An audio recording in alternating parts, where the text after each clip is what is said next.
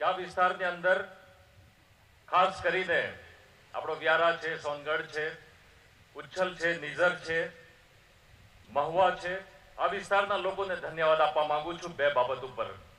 એક કે આ વિસ્તારના લોકોએ અને ખાસ કરીને આદિવાસી સમાજે આઝાદ ભારતથી લઈને આજ દિન સુધી કોંગ્રેસ પાર્ટીને મદદ કરી છે, કોંગ્રેસ પાર્ટી સાથે રહ્યા છે. એ બાબતનો તમને હું ધન્યવાદ આપવા માંગુ છું. અને બીજી જે બાબતનો ધન્યવાદ આપવા માંગુ છું એવી બાબત છે કે આ વિસ્તારના લોકોએ સ્વર્ગીય અમરસિંહભાઈ ચૌધરીના પરિવાર, સ્વર્ગીય અમરસિંહભાઈ થી લઈને એમના સુપુત્ર ડોક્ટર તુષારભાઈ ના પરિવાર ને જે મદદ કરી છે, જે સાથે રહ્યા છે, જે એમના ઉપર વિશ્વાસ મૂક્યો છે, આજે પણ આ વિસ્તારના લોકો અમરસિંહભાઈને જેટલું માન અને સન્માન આપતા હતા, લોકપ્રિયતા આ વિસ્તારમાં, એટલા જ લોકપ્રિય આજે ડોક્ટર તુષારભાઈ ચૌધરી છે. એ બાબતથી હું તમને ધન્યવાદ આપવા માંગુ છું.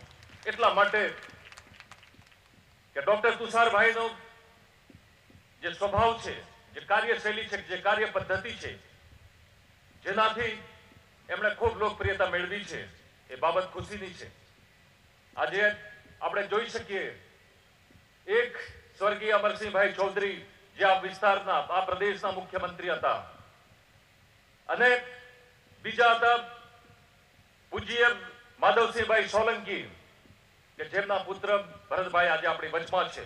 એ બે મુખ્યમંત્રીને આપણે જે જોયા છે, એમની કાર્યશૈલી, કાર્ય પદ્ધતિ જોઈ છે, અને જેના કારણે આજે એટલું તો હું કહી શકું કે આ વિસ્તારમાં જે લોકોને નોકરી મળી છે, એમાં ચૌધરી હોય, વસાવા હોય, ગામિત હોય, પટેલ હોય, એ બધા જ ગરીબ અને આદિવાસી લોકોને જે નોકરી, સરકારી નોકરી જે મળી છે, એનો શ્રેય સ્વર્ગીય અમરસિંહભાઈ ચૌધરી અને માધવસિંહભાઈ સોલંકીને જાય છે. અને એ બાબતનો આપણે ધન્યવાદ માનવો જોઈએ.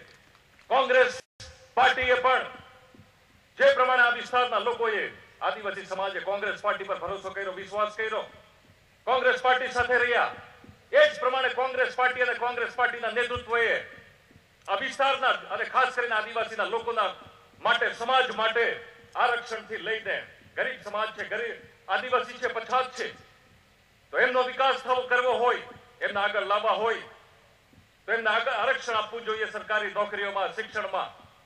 એ કાયદો લાવવાનું કામ કોંગ્રેસ સરકારે કર્યું. તે જ પ્રમાણે કેન્દ્રમાં અનેક યોજનાઓ કરવામાં આવી કે જેના કારણે ગરીબી રેખા નીચે જીવતા લોકો, આદિવાસી સમાજ ઉપર આવી શકે, વિકાસ થઈ શકે. એ કામ કોંગ્રેસ પાર્ટીએ કર્યું. આજે પણ આપણે જોઈ રહ્યા છીએ